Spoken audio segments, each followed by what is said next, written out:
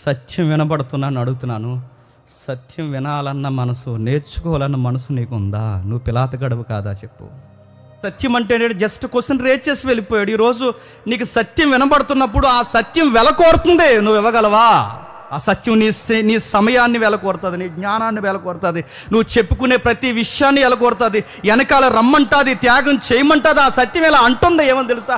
సత్యము అంటే అడిగిన వాడికి ప్రతి ఒక్కటి చెప్తుంది. సత్యం ఏమని చెప్పిందంటే నువ్వు పాపివి అని చెప్తుంది. ఆ సత్యం చెబుతున్నది ఒప్పుకుంటావా? నీ స్వనీతి వలన నీకు నీతి లేదని సత్యం చెప్తుంది, ఒప్పుకుంటావా? నువ్వు నిలబడగలవా? ఆశీర్వాదకరంగా ఉండగలవా? నీ నీతిని, నీ కొరకు, దేవుడి కొరకు, ఇదిగో నువ్వు ఇలా ఉండాలి, నీ పరుగు, నీ ఆకలి, నీ కోరిక, నీ దాహం, చివరికి నువ్వు మరణించే మరణం కూడా ఇదిగో దేవుడి కొరకని సత్యం కోరుతుంది. ఆ సత్యం నువ్వు వినగలవా? పిలాతుగాడు సత్యం అంటే ఏంటని ఎలాగైతే అడిగేసి పక్కకు పోయాడని అడుగుతున్నాను. ఈరోజు సత్యం కొరకు నువ్వు సమయాన్ని కేటాయించగలవా? సత్యం కొరకు నీ ధనాన్ని కేటాయించగలవా? సత్యం కొరకు నీ నాలెడ్జ్ని పెట్టుబడిగా పెట్టగలవా?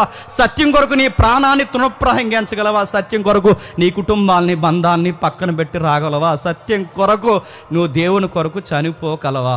ఏంటి సత్యం అంటే? సత్యం అంటే ఇది. దీనిని స్వీకరించాలంటే మరి చెప్తున్నాను, దమ్ముండాలి. సత్యాన్ని స్వీకరించాలి. దమ్ము పిలాతగాడికి లేదు.